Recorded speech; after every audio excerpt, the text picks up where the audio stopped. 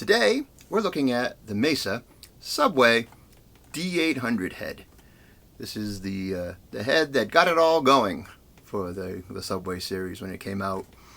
Gosh, I've lost track of time. 5-6 years ago? Anyways, this was Mesa's first foray into the lightweight heads, D-class. Very lightweight. Weighs less than 7 pounds. Very manageable. You can see here.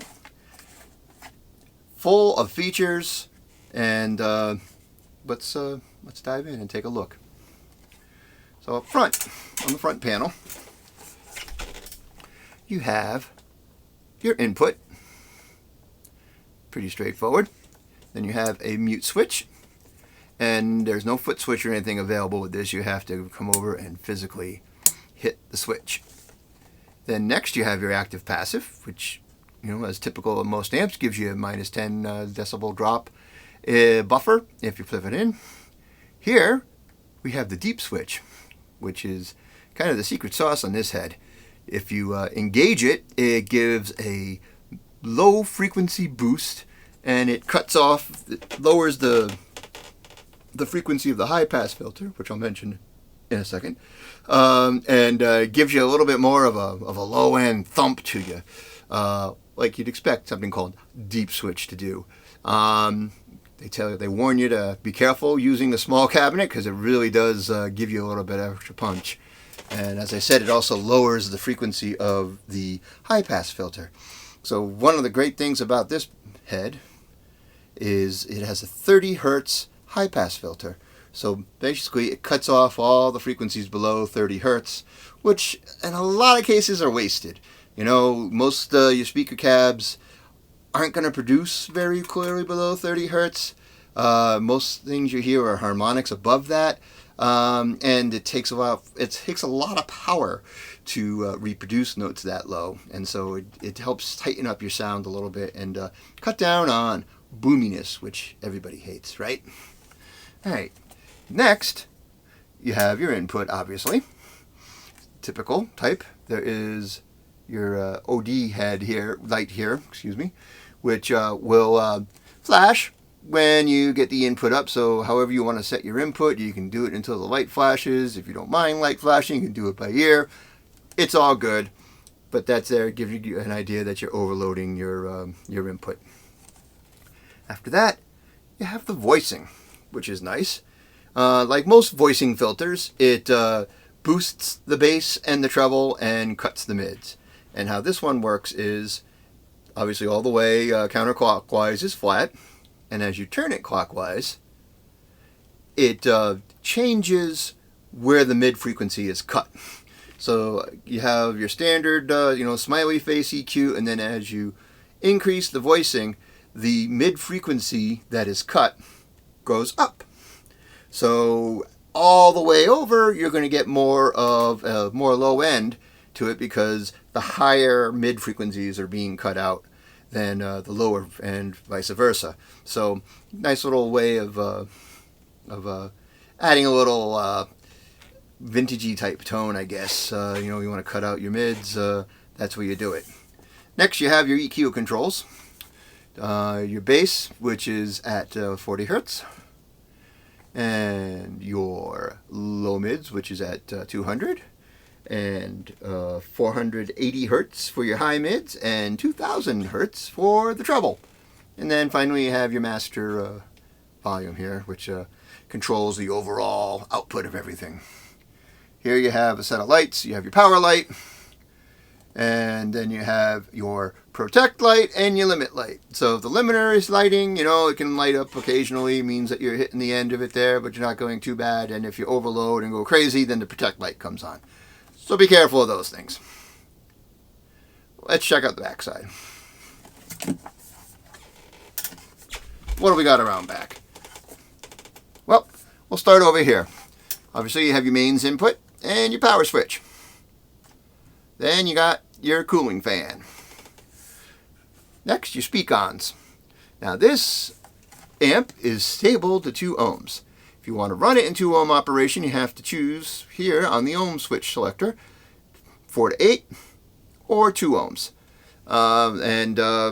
The output is 800 watts at 4 ohms or 2 ohms, and 400 watts at 8 ohms. Now, if you run the amp, if you run the amp in 2 ohm mode, but only attach an 8 ohm speaker, that steps down the power. So you're about 300 watts, and at 4 ohms you're at 600 watts. So if you don't want to slam with the whole wattage, maybe you have a speaker cab that maybe isn't rated for as much power as this amp can put out, you can run it at 2 ohm and cut down on the amount of power and hopefully save your speakers. Next, real simple, you have a headphone jack and an auxiliary input. So nice, you can run your MP3s in here and you can listen and play along, and you don't need to have the speakers hooked up to play it. And great practice amp, fancy one. Finally, you have your full function DI. So you have 3 switches, one which gives you a pre or post EQ setting.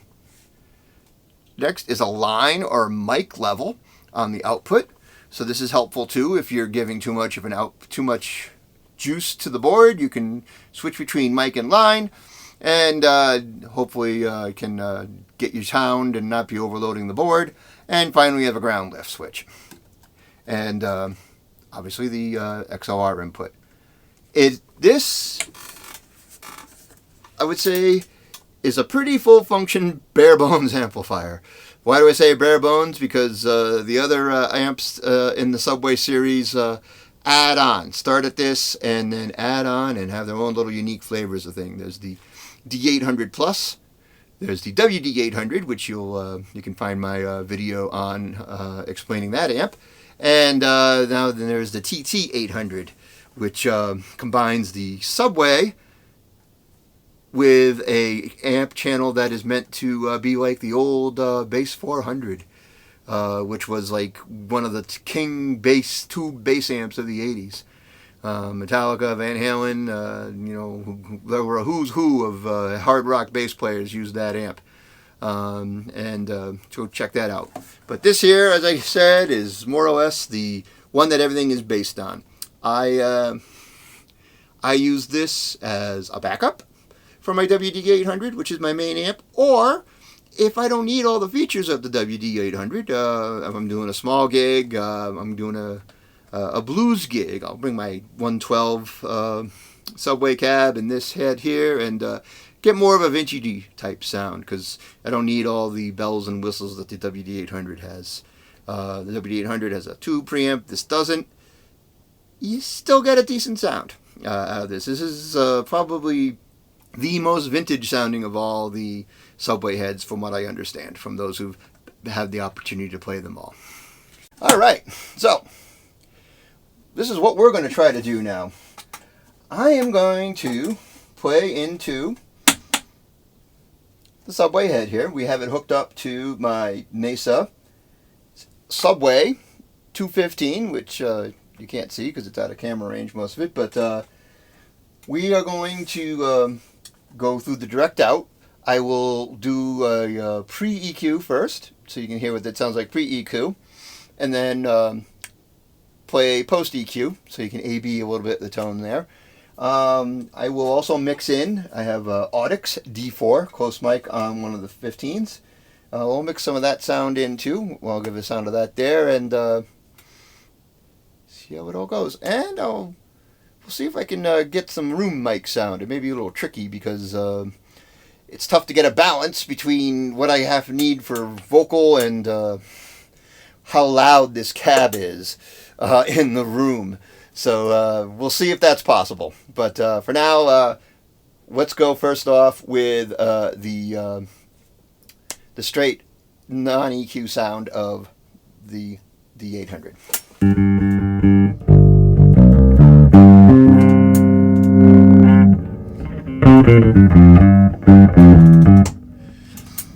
Okay, and we're going to be using a G&L L1000.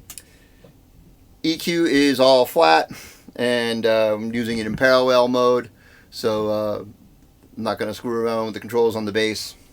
So first off, here we go.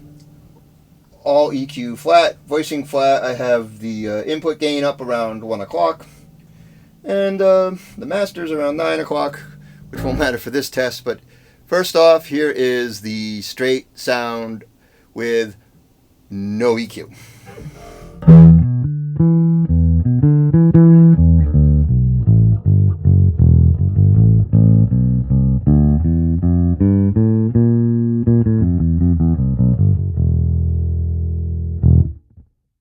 Now, here we are, post EQ, everything flat.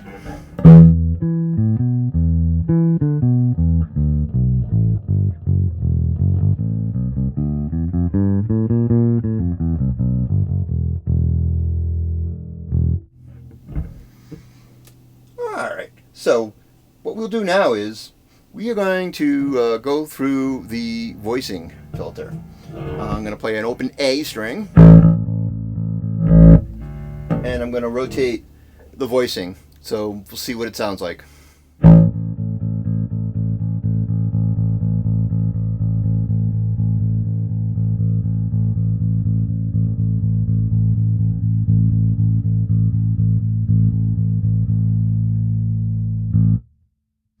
So you can tell, as I increase the voicing, the lows got a little more pronounced, and like I said, what it does is it's just basically a smiley faced EQ, and you're slowly changing the frequencies that are cut on the mid. So all the way over.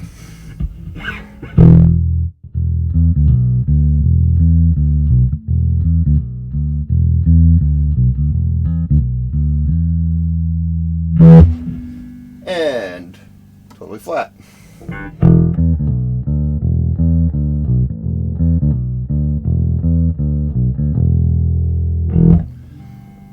Big difference. Now, we're going to kick in the deep switch.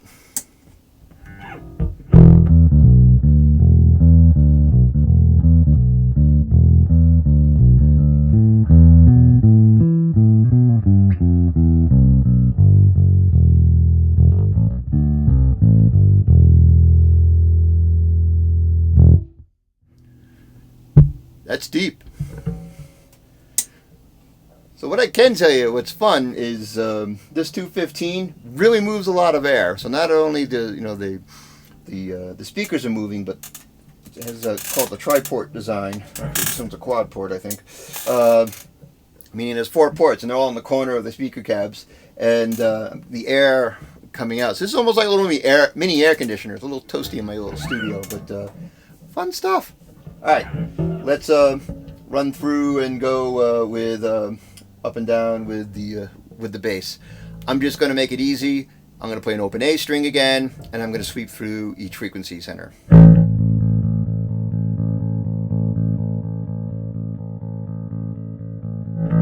Cut.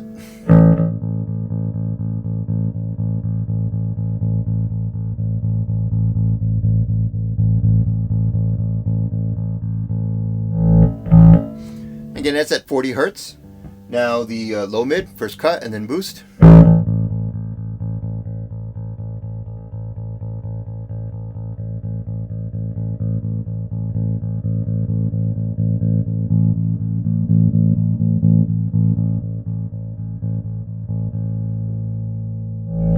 And that's at 200 hertz, which is nice, a good frequency. Usually 250 is the one I find kind of be the magic one. I read years ago Marcus Miller called 250s where the magic happens, but that's a good one there for fixing a sound, I think. Anyways, here's the high mid, which is centered at 480 hertz. First cut, then boost.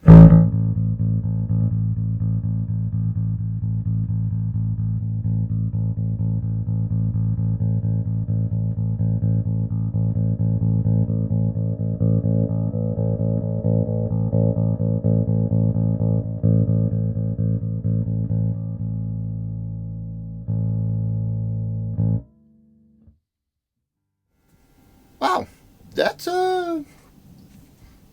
that there could be a secret weapon on here. If you notice that, you got the nice cutting it, really brought out some of the low mids. Boosting it really gave you a bit more of a high end if you need a little bit more definition. Pretty nice. Pretty nice. Okay, treble, which is at 2,000 hertz. I said 2,000? 4,000. 4,000 hertz. I think I said 2,000 earlier. 4,000 hertz. First cut, then boost.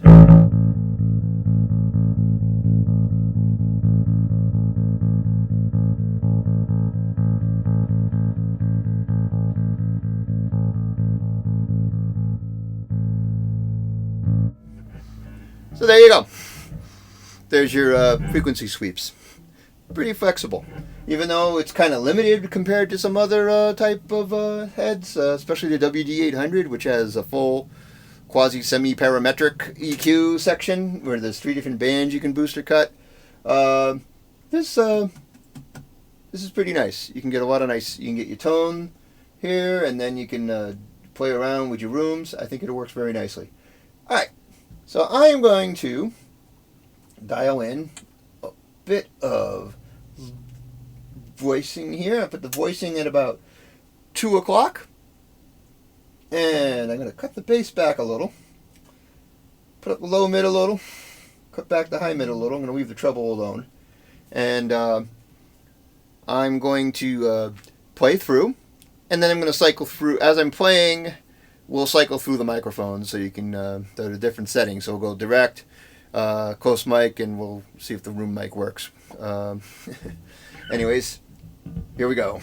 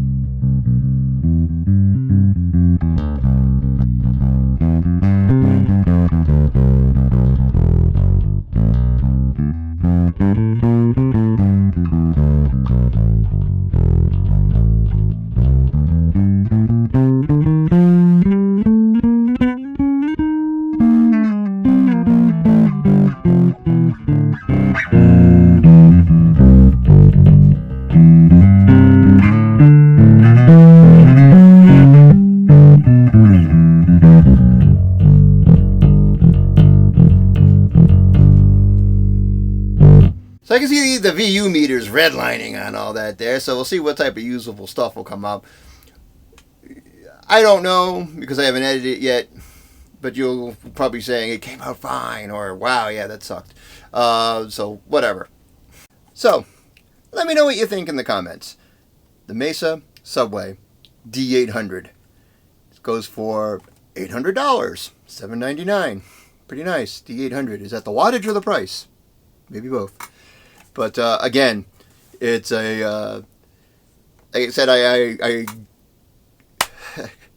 contradictorily refer to it as a full-featured bare bones type of head. Really, I can see a lot of people only needing this head. It's light, it's powerful, it's flexible. You can run just about any type of speaker setup through it. You got a lot of nice things you can do with the EQ and the voicing. It's got your full featured DI. It's got your headphone and your auxiliary input, so you can use it as a practice amp. Really, I can see why this was so popular and still is, and is the flagship of the Subway line. All the other heads have a lot more features and are more geared toward pro, I guess. But you're not going to be embarrassed showing up to a gig with this baby. This is the real deal, made in America, if that matters to you. Grab one if you can.